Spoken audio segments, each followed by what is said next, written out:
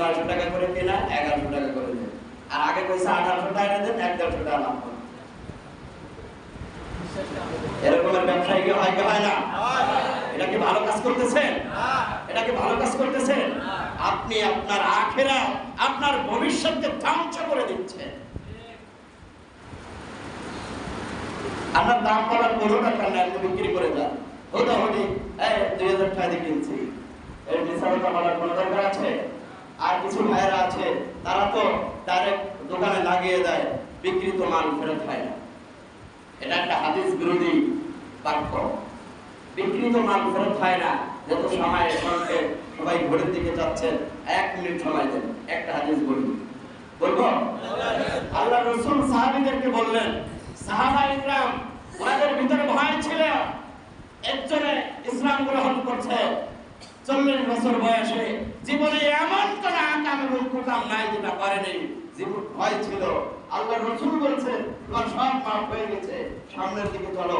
তারপরেও এই পিছের গুনার কথা মনে করে খালি কাঁদতেন এবং সামনে কিভাবে কোন আমলের মাধ্যমে নিজেকে একবার স্বচ্ছ করে নেওয়া যায়, একবার পরিষ্কার করে নেওয়া যায়, এজন্য রাসূলের দরবারে এসে বসে থাকতেন। এজন্য রাসূলের দরবারে এসে বসে থাকতেন। কোন সময় অফার হয়, কোন অফারের মাধ্যমে আমার জীবনের সব গুনাহ মাফ হয়ে যাবে। তো সাহাবা রাসূল একদিন বললেন, তোমাদের ভিতরে কেউ যদি কোন পণ্য বিক্রি করার পরে ক্রেতা বাসায় নিয়ে গেল বা পরক্ষণে মনে করলো এটা আমার ক্রয় করা ভুল হয়ে গেছে, অথবা এটা তার কোনো কাজে আসবে না, এটা যদি সে ফেরত দেয় আর দোকানদার যদি তাকে ফেরত নেয়, আল্লাহ পাক রব্বুল আলামিন এতটুকু কুরবানির মাধ্যমে দেখেন মুআমালাত মুআশারাতের মধ্যে কত দিন লুকায়িত রয়েছে, অথচ আমি আর আপনি জানি না। আল্লাহ রাসূল বললেন, যদি কেউ ফেরত নেয় তাহলে তার জীবনের গুনাহ আল্লাহ মাফ করে দিবেন। ওটা শোনার পরে একজন সাহাবী, হয়তো আমার মনে নেই, সময় আমার খেয়াল আসছে না, অনেকদিন আগে হাদিসটা দেখেছি, তো কয়েক বছর পর্যন্ত বিভিন্ন দোকান থেকে মাল ক্রয় করে এবং মাল বিক্রি করে, ঘুরে ঘুরে বিভিন্ন জায়গায় ঘুরে ঘুরে বিক্রি করে। তো সবাই শুধু মাল কিনে নিয়ে যায়, কেউ আর ফেরত নিয়ে আসে না। হঠাৎ করে একদিন এক ব্যক্তি মাল ক্রয় করে নিচ্ছে সকালে, কিছুক্ষণ পরে ফেরত নিয়ে আসছে। আনার সাথে সাথে একটু শব্দ বানিয়ে বলছি না, হাদিসের ইবারত আপনারা বাংলা হাদিস থেকে দেখে নিতে পারেন।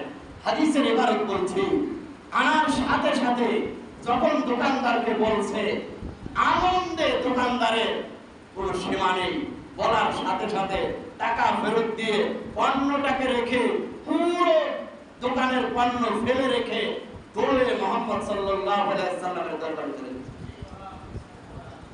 তাই হুজুর আমার সব গুনাহ মাফ হয়ে গেছে। তাই কি হয়েছে?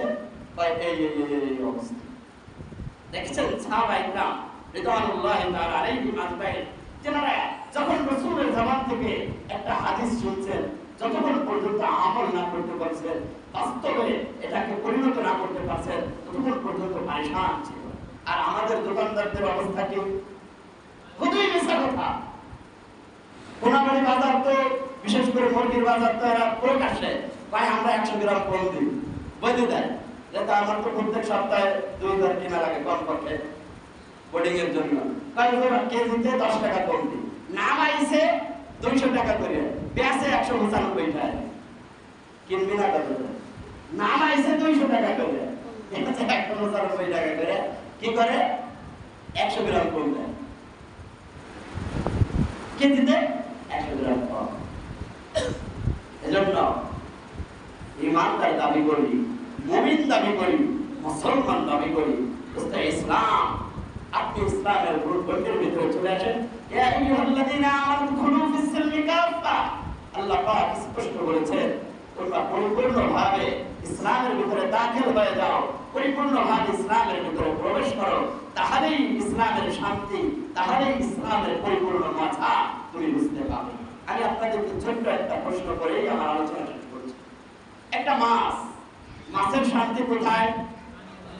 আসলে বলেন, মাছের শান্তি কোথায়? এখন ওই মাছের 4 ভাগের 3 ভাগ যদি পানির ভিতরে রাখেন আর 1 ভাগ যদি উপরে রাখেন, মাছ কি তার তৃপ্তি সহকারে তার আনন্দের সাথে চলাফেরা কাফেররা করতে পারবে? পারবে?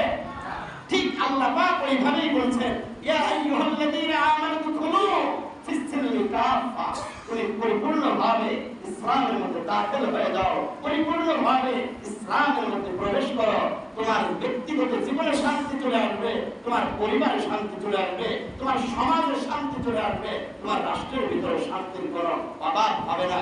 কিন্তু আমাদের অবস্থা হলো আমরা 4/3 ইসলাম থেকে দূরে 1 দাখিল করেই আমরা শান্তির জন্য স্লোগান করি। কেন শান্তি আসছে না? কেন শান্তি আসছে না? কেন শান্তি আসছে না? কথা বলেন ঠিক কিনা? কিন্তু আল্লাহ পাক বলছেন পরিপূর্ণভাবে দাখিল হতে হবে, পরিপূর্ণভাবে দাখিল হতে হবে, পরিপূর্ণভাবে প্রবেশ করতে হবে। আমার আফসোস, আপনি ইমানদার দাবি করেন, মুসলমান দাবি করেন, আজ জুমার দিনেও নামাজ পড়তে আসলে আপনার মাথায় একটা টুপি ওঠে না, সুন্দর একটা পাঞ্জাবি আপনি পড়তে পারেন না। কিসের মুসলমান? বলে কিসের মুসলমান? এজন্য আল্লাহ পাক রব্বুল আলামিন আমাদের সকলকে দ্বীনের পরিপূর্ণ সমঝ আল্লাহ দান করুন। সকলে বলি আমিন। আল্লাহ পিছনে যত গুনাহ করছি আল্লাহ তোমার কাছে মাফ চাচ্ছি, তুমি মাফ করে দাও। আল্লাহ সামনে গুনাহ করব না এই ওয়াদা করছি। দুনিয়ায় যতদিন বেঁচে থাকি দ্বীন ও ঈমান নিয়ে থাকতে পারি, আল্লাহ তৌফিক দান করে দাও। সকলে বলি আমিন। আমরা যারা কাবলান জামাত 4 রাকাত সুন্নাহ আদায় না করেছি, প্রত্যেকে 4 রাকাত করে সুন্নাহ আদায় করেন।